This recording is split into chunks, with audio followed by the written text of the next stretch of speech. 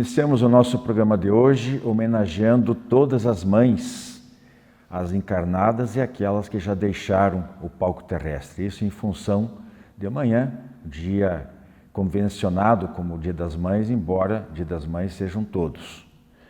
Que elas recebam nossa lembrança afetuosa, o nosso abraço e a gratidão de seus filhos por tudo que fizeram por nós, principalmente pela oportunidade de nascer e de renascer. Sem elas, talvez nós não estivéssemos aqui, lutando e aprendendo e até mesmo sofrendo, mas também progredindo e crescendo espiritualmente. E por que não? Também experimentando alegrias e felicidade. A todas, não só o abraço fraterno, mas um outro muito mais estreito, que é um abraço filial. Bem, hoje no quadro Perguntas e Respostas, nós vamos sondar o tema melhor prevenir do que remediar do ponto de vista moral e espiritual. O que nós podemos prevenir de ruim aqui, agora, nesta atual reencarnação, para não termos que amargar sofrimentos na próxima ou nas próximas? E o que fazer se já agimos imprudentemente, talvez, lá atrás, em reencarnações pretéritas, e hoje colhemos o que plantamos e não soubemos prevenir, né? E agora temos que enfrentar as vicissitudes, as dificuldades, muitos problemas. Será que podemos fazer alguma coisa nesse sentido? O Diálogo Espírita está no ar.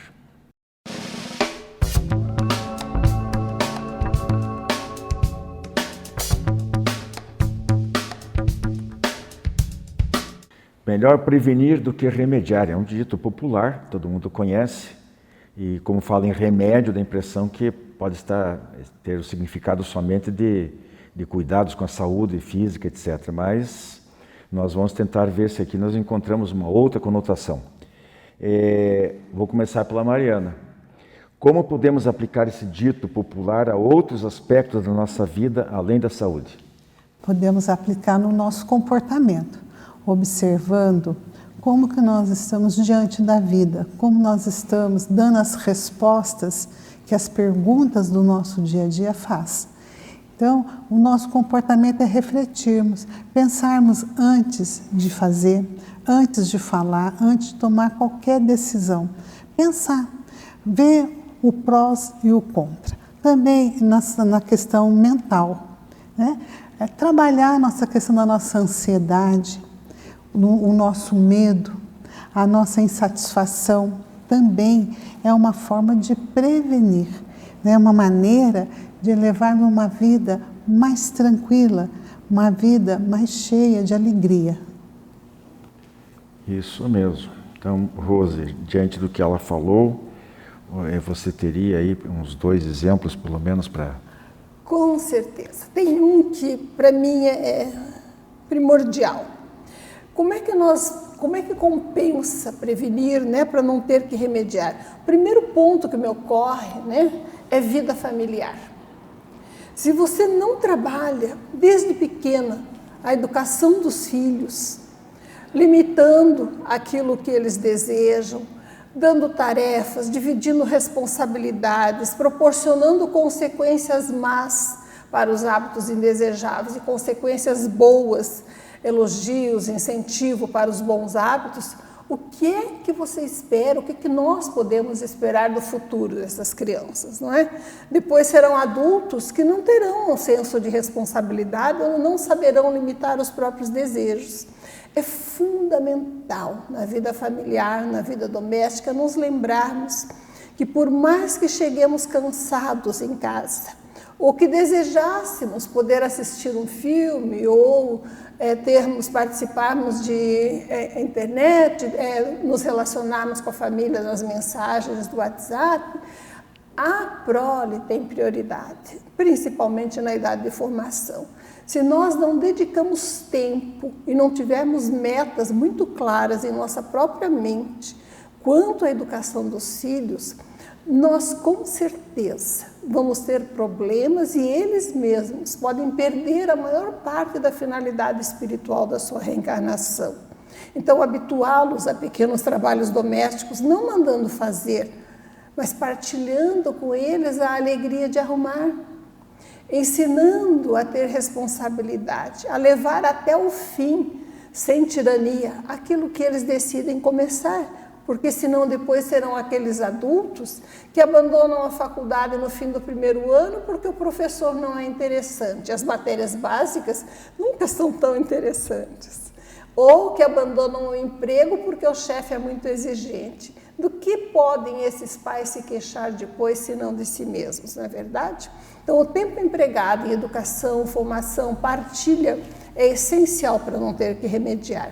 E o outro aspecto que me ocorre é de vida pessoal. Se não temos interesses próprios, culturais, espirituais, filantrópicos, além do trabalho comum, quando envelhecemos, o que é que nós esperamos? Uma vida ocupada, interessante, de relação? Temos que plantar enquanto é tempo. Mariana, do ponto de vista da vida moral e lei de causa e efeito, que a gente tanto fala no meio espírita, né? Qual o significado seria de prevenir para não ter que depois remediar? O prevenir aqui, né, vejamos que é a questão de nós estudarmos, é o aprendizado, é observarmos as leis de Deus, a lei natural. Quanto maior conhecimento nós temos e praticamos a lei de Deus, a lei divina, mais nós estamos nos prevenindo diante da vida, porque nós estaremos amparados por uma lei imutável. Aí nós não vamos cometer tantos erros, né, tantos equívocos, que vamos ter que depois ir lá consertar, remediar, né, evitar. Então nós devemos prevenir para evitarmos que temos que consertar algo que poderia ter sido evitado. Né? Exatamente. Bom, a quarta questão aqui, eu vou colaborar um pouquinho com a Rose, Fica à vontade. Para não deixar ela falar sozinha. Como podemos prevenir? Né? Ficando nessa área aí que a Mariana falou, mais aspectos morais, espirituais, etc. Bom, eu listei alguma coisinha aqui. O que a gente pode prevenir? Entre outras coisas, né? A desencarnação com sofrimentos, seguida de longa perturbação. Uma coisa que a gente pode prevenir. Nós falamos aí outro dia sobre viver bem para poder merecer morrer bem, digamos assim, né? Então, muita coisa que se a gente não deixar as oportunidades passarem, nós aproveitarmos todas as oportunidades de praticar o bem e nos abstermos da prática do mal, isso vai fazer com que essa transição do mundo material para o espiritual, para a nossa alma, nosso espírito, como queira, seja mais suave e o período de perturbação seja menor. Nós falamos isso exatamente em um perguntas e respostas sobre a morte, né? E, por consequência, muitas vezes, além da perturbação que quase todo espírito recém-desencarnado passa, com raríssimas exceções, muitos de nós acabam indo para regiões de sombra e sofrimento, o famoso umbral. Então, ninguém quer assustar aqui ninguém com nada. Não estamos falando de inferno, mas há uma certa equivalência. A grande diferença é que lá não tem fogo, não tem caldeiras ardentes, etc. E não é perene, não é eterno. São situações transitórias, mas pelas quais muitos espíritos sofrem bastante. Então é uma coisa que nós podemos evitar perfeitamente. Para que depois ter que implorar a misericórdia divina, não se sabe em que tempo, para podermos ser resgatados de lá, como bem André Luiz descreve nas suas obras, especialmente em Nosso Lar, né? Podemos evitar isso perfeitamente. Podemos prevenir uma reencarnação futura em condições adversas ou menos favoráveis, condições socioeconômicas, familiares, afetivas, da própria saúde física e mental. Nós podemos, desde hoje, enquanto estamos encarnados aqui, preparar não só um intervalo entre duas reencarnações menos conturbadas, digamos assim, no plano espiritual, como podemos de antemão seguir no caminho do bem e termos condições de fazer o nosso planejamento reencarnatório e a nossa volta ser muito mais tranquila, muito mais objetiva, muito mais trabalhando pela construção de nós mesmos, evitando débitos kármicos, como a gente diz. Hoje, nós estamos aqui, muitas vezes nós lamentamos várias situações. Se eu tivesse feito diferente. Nós, quando temos essa consciência de espírita, da lei de causa e efeito, etc. Embora a gente não saiba exatamente o que a gente fez, mas a gente sabe o que fez. A nossa consciência acusa, às vezes temos revelações através dos sonhos, ou através de uma mensagem de um mentor espiritual, ou por intuição pessoal que recebemos, nós ficamos sabendo, olha, devemos ter cometido vários deslizes. Os espíritos falam, analise a vida sua, as suas dificuldades, seu tipo de problemas, vai saber o que você fez ou deixou de fazer em vidas passadas. Então, tudo isso é um trabalho de prevenção. Não sei se você concorda e o que você mais gostaria de acrescentar. Temos aí um tempinho. Temos tempo ainda? Um minutinho para a gente ir para o intervalo. Nós podemos prevenir praticamente tudo. Nosso planejamento reencarnatório não é fatal. Estamos aqui para aprender a ser bons, servir, sermos generosos, nos habilitarmos para assumirmos nosso papel perante Deus e o universo como espíritos livres e preparados. Portanto, se nós formos generosos e vivermos bem, procurando o bem comum, não apenas o bem para nós mesmos, que é o mal, nós prevenimos causas futuras. A plantação é livre, dizem-nos os espíritos, a colheita é obrigatória. Plantemos causas positivas que nós vamos prevenir todos os sofrimentos e dores futuros. Vamos para mais uma, para ficarmos bem no meio, antes do intervalo. Mariana, como podemos prevenir? Nós vimos o que na questão anterior, aí eu e a Rosa conversamos, mas como nós podemos prevenir?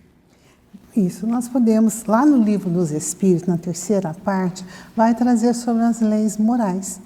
Então, quanto mais nós temos consciência dessa leitura, desse aprendizado, nós iremos aprendermos a prevenirmos, né? E evitarmos, então, um mal maior. E assim, é uma busca da virtude individual. Cada um de nós é que temos que procurarmos, né, essa melhoria, essa parte moral de cada um de nós, que está dentro de nós. Então, nós temos que procurar estudarmos, compreendermos o porquê da vida, o porquê que nós estamos aqui, o sentido. E isso requer de nós um esforço muito grande. Lembramos ali uma história infantil, que é a dos 3 porquinhos, né? Um quis se prevenir, mas de uma forma mais tranquila, fez uma casa de palha. O outro fez uma casa de madeira. E o outro foi mais prevenido, refletiu melhor, fez uma casa de pedra. Então, nós sabemos qual é o final dessa história do lobo, né? Então, quando nós nos estudamos, quando nós nos preparamos, as consequências da nossa vida, das nossas lições, elas não serão tão amargas assim, porque nós compreendemos o valor de cada lição, de cada momento. É isso, então nós vamos para um rápido intervalo, a gente já volta em seguida para falar um pouquinho mais sobre melhor prevenir do que remediar. Estamos de volta, nosso perguntas e respostas de hoje. Eu vou para mais uma questão aqui com a Rose, para nos explicar o seguinte: se nós não soubermos prevenir, como teremos que depois remediar? Essa questão é a base, né, de vários conceitos filosóficos espíritas. Por quê? Porque necessariamente abrange o tema das vidas sucessivas, da lei do progresso. Todos sabemos que somos criados, destinados a um processo de aperfeiçoamento contínuo, se não a perfeição que é de Deus. Fomos criados sem conhecimento, sem experiência, e estamos num processo de aperfeiçoamento constante. Quando nós planejamos, quando temos condições de participar do processo, essa nossa reencarnação, os nossos mentores nos auxiliam e traçam os pontos fundamentais, como se fosse um currículo universitário em que algumas matérias são obrigatórias e outras são eletivas. Aquele aluno que se destaca, se adianta nas matérias eletivas e se prepara bem nas obrigatórias, ele adquire créditos extras e ele consegue uma graduação com uma maior abrangência de conteúdo. Na vida humana também, aqueles que aproveitam a oportunidade para bem cumprir as suas obrigações, sem egoísmo, sem desejo de posse excessiva, sem cultivar o ciúme ou a inveja. Eles trabalham positivamente não apenas por aqueles que os rodeiam, mas especialmente pela própria condição espiritual. E o que Deus deseja de nós? Que nós progridamos, que aprendamos a usar os nossos recursos em benefício do bem comum. É só para isso que a vida serve. Para sairmos do egoísmo para o altruísmo, para nos instrumentalizarmos, para sermos espíritos livres e sábios, capazes de sermos co-criadores, auxiliarmos na execução da obra divina. É para isso que reencarnamos. Portanto, para prevenir, e como prevenir para não ter que remediar, nós precisamos nos empenhar em cumprir os nossos deveres morais o mais extensamente possível, ainda que com sacrifício pessoal, dedicando tempo e atenção à nossa família, à nossa sociedade, à nossa comunidade, não apenas aguardando que a necessidade alheia grite em grandes tragédias, nos concitando a colaborarmos no bem, mas olhando, tendo sensibilidade, procurando ao nosso redor a dor do porteiro que tem um filho sem remédio, a necessidade de uma serviçal da limpeza que não consegue pagar o aluguel e vai ser despejada. Escutarmos as pessoas, não esperarmos que nos busquem, mas ouvirmos a dor alheia, enxergarmos os invisíveis, aqueles que estão na rua e param nos pedindo esmola, que nem sempre podemos dar, mas podemos ao menos olhar nos seus olhos, dar-lhes o respeito que a dignidade humana exige, dizer: amigo, hoje eu não tenho, mas boa sorte, que Deus o proteja, olhando-o como um ser humano em igualdade de condições perante Deus. Podemos, então, com certeza, prevenir para não ter que remediar. E remediar aqui é como um aluno de matemática. Se ele não gosta de matemática, se não faz as tarefas, se não aprende direito, o que acontece com ele? Nos bons tempos, que saudades, ele reprovava.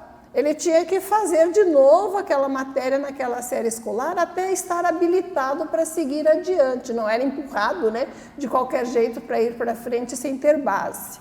E não era castigo a reprovação, assim como não é castigo voltar a reencarnar em condições mais difíceis se não executarmos bem a tarefa que nos compete nessa. É oportunidade de crescimento, porque Deus não castiga, Ele educa.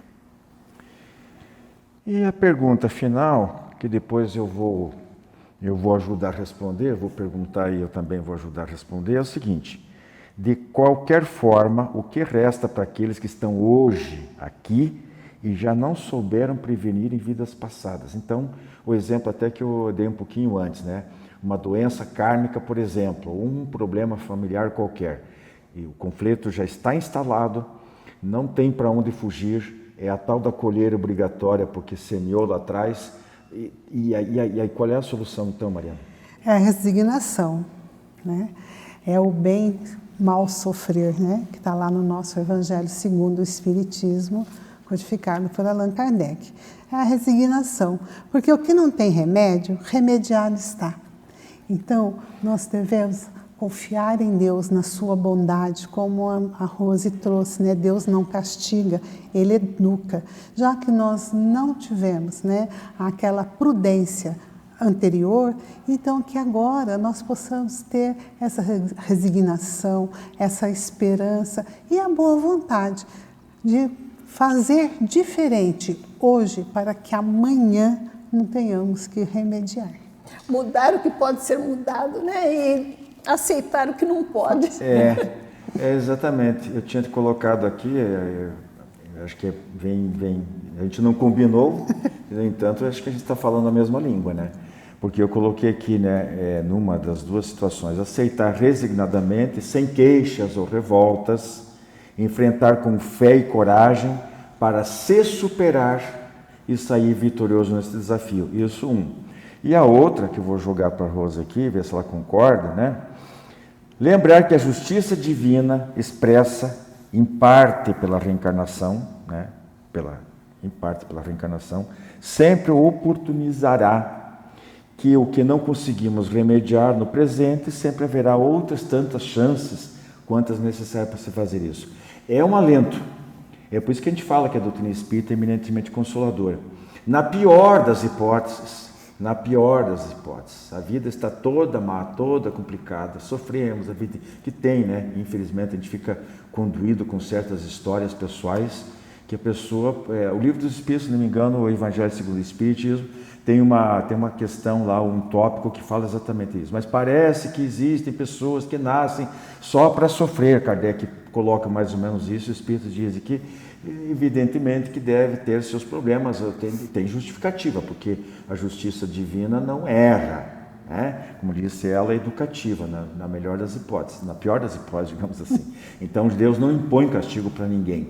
Então se o indivíduo está vivenciando uma determinada situação, é porque ele precisa porque cometeu erros, cometeu equívocos, ou ele solicitou uma vida assim, porque daí ele vai progredir em uma reencarnação, o que talvez outros tenham que passar por 4, 5. Então, talvez 500 anos de evolução espiritual ele consiga fazer numa reencarnação só. São casos excepcionais? São, mas existe, a gente conhece na história aí os grandes mártires, né? Aqueles que se dedicaram a vida inteira a fazer o bem e só receber ingratidão, perseguição, aquela coisa toda. Transcenderam, né? Exatamente. Porque eram missionários, às vezes, aí que está, muita gente pensa que porque é missionário, é um espírito elevado, não vai sofrer, pelo contrário, às vezes sofre muito mais do que um grande endividado, porque o endividado, justamente por ele ser fraco, ele precisa da tal da moratória, de parcelamento das suas dívidas e tal, porque senão ele sucumbe, e o verdadeiro missionário é muito forte, então ele vem para exemplificar e para resolver o problema de muita gente de uma vez só. O que nós devemos lembrar sempre é que Deus não criou ninguém para se perder. Isso é muito válido para consolo do nosso coração quando nós vemos um filho, um ente querido, aparentemente se desencaminhando ou não partilhando de determinadas crenças que nós achamos importantes. Deus criou todo espírito destinado a um processo de aperfeiçoamento. Se não executa agora, vai aprender depois. É como um aluno que vai voltar, não se dedicou ou não pôde completar seu programa de matemática, reprovou. Ele vai voltar com uma turma no ano seguinte. Alunos mais novos com ele não vai gostar. Ele perde seus amigos de vista porque ficou com pessoas diferentes. Às vezes um professor que já sabe que ele é difícil naquela matéria, que reprovou e que já não tem também com ele a mesma consideração. As circunstâncias às vezes são mais difíceis quando há tempo perdido. Mas isso não é castigo. É oportunidade de alcançar a sua turma e progredir. É uma reencarnação para nós e para aqueles a quem amamos. É ato de bondade divina, que não deixa nenhuma das suas criaturas perder-se do caminho do bem e quer que todos vivamos em grandes famílias espirituais, juntos, amando-nos e caminhando em direção à imortalidade maior, para vivermos em luz, sabedoria e amor.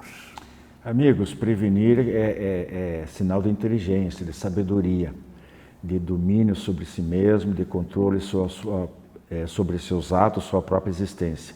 Então vamos procurar ser inteligentes e sábios e prevenir sempre, porque vale a pena, do que depois sofrer e arcar com as consequências. Grande abraço a todos.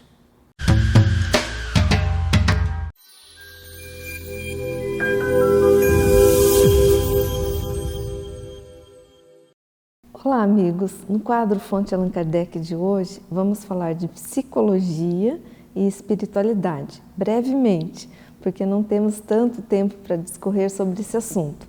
Mas eu gostaria de abordar, em primeiro ponto, que na psicologia, esse termo espiritualidade foi incorporado há um pouco tempo.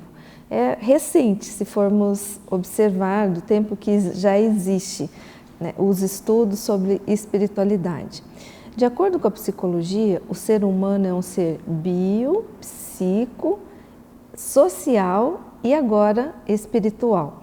Esse contato com a espiritualidade parece que está fazendo muito eco em todos os estudos, nas vertentes novas, nas abordagens, porque nós estamos percebendo a necessidade de sair apenas do pensamento materialista e incluir nesses estudos científicos a questão da espiritualidade. Bem, espiritualidade aqui é o sentido da vida, porque nós nos conectamos com algo maior do que nós mesmos. Não tem a ver, por exemplo, com religião ou com religiosidade. Uma pessoa que se diz não ter nenhuma religião pode ser extremamente espiritualizado, porque ela tem conexão com coisas da vida, coisas do bem, ações ou formas de agir. Por exemplo, ela opta por perdoar ao invés de guardar rancor. Ela opta por fazer o bem aos outros ao invés de trilhar o caminho de prejudicar os outros. Ela escolhe fazer sempre aquilo que precisamos fazer para nós mesmos, para fazer ao outro, como diz Jesus, né, em seu Evangelho.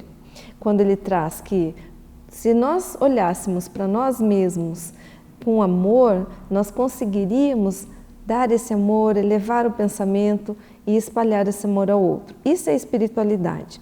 Bem, alguns dados de pesquisa. Eu gostaria de ler rapidinho que em 2011 o Departamento de Cardiologia lançou, criou um departamento para falar de espiritualidade, porque eles entenderam que é tão importante para o paciente que tem problemas cardíacos ter essa conexão com a vida, com o bem, com o que é de amor, com todos os comportamentos amorosos. E isso vai influenciar na saúde, porque logicamente diminui o cortisol desse indivíduo. Aí, em 2019, o Brasil alcançou um marco histórico com a publicação das primeiras diretrizes científicas de espiritualidade e cardiologia. E aí vai seguindo, em 2019, aí em 2021, esse estudo, ele elevou a categoria do departamento, e já tinha na época mais de 1.000 associados. Esses estudos mostram que existem evidências crescentes que demonstram que quando o indivíduo aceita algo maior que ele, que entende, e aquele que tem religião aceita Deus, busca Deus, faz meditação, faz oração, faz prece, ele melhora de todos os índices de saúde física. Então ele melhora, diminui o cortisol, ele diminui o estresse por consequência, ele melhora das doenças crônicas e assim a gente começa a entender a grande importância de falarmos sobre espiritualidade. A psicologia ainda está dando passos lentos nesse caminho, mas temos esperanças que no futuro, em breve, essas pesquisas demonstrem que não apenas lidar com o lado material, com os estudos científicos, atestando coisas materiais, mas que nós possamos olhar para o lado espiritual. Somos um espírito encarnados aqui numa experiência terrena. Já falamos isso em outros momentos, em outros quadros, e é isso. A nossa vida, o nosso amor, a nossa dedicação, tudo está ligado com a parte da espiritualidade. Então, temos que trazer a espiritualidade para a nossa família, para o nosso dia a dia, para as nossas práticas, no trabalho, na escola, onde quer que nós estejamos. Se olharmos com amor para isso, para esse tema, não vamos mais ficar presos à materialidade. Um abraço a todos.